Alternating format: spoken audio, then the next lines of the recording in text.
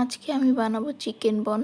So ফার্স্টে একটা বলে 1 কাপ পরিমাণ আটা নিয়ে নিব এবং 1 চামচ পরিমাণে ইস্ট, এরপর একটা ডিম নিয়ে নিব। তো আগেই আমি দুধের সাথে চিনি অ্যাড করে গরম করে রেখে দিয়েছিলাম। বেশি গরম না, কুসুম গরম করতে হবে। তো তারপর আমি দুধটাকে অল্প অল্প করে আটার সাথে মিশিয়ে নিচ্ছি। একসাথে পুরোটা দেওয়া যাবে না, এই জন্য অল্প অল্প করে দিয়ে নিচ্ছি। আমি লবণ দিতে ভুলে গিয়েছিলাম, এই জন্য লবণ দিয়ে দিচ্ছি। তারপর সুন্দর করে মেখে সফট একটা ডো তৈরি করে নিব। এরপর ডোটা কেটে 4টা ভাগ করে নিব। আগে থেকেই আমি চিকেনটা রান্না করে রেখেছিলাম এটার মধ্যে।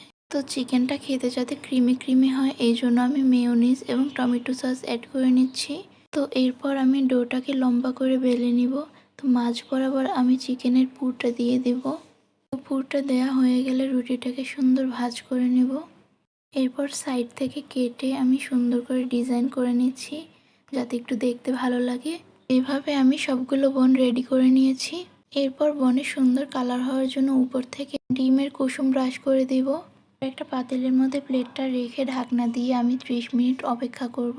তো 30 মিনিট পর আমার রুটিগুলো হয়ে গিয়েছে। তো একটা রুটি ভেঙে দেখাচ্ছি, দেখুন কতটা লোভনীয় দেখাচ্ছে, দেখেই খেতে ইচ্ছে হচ্ছে, তাই না?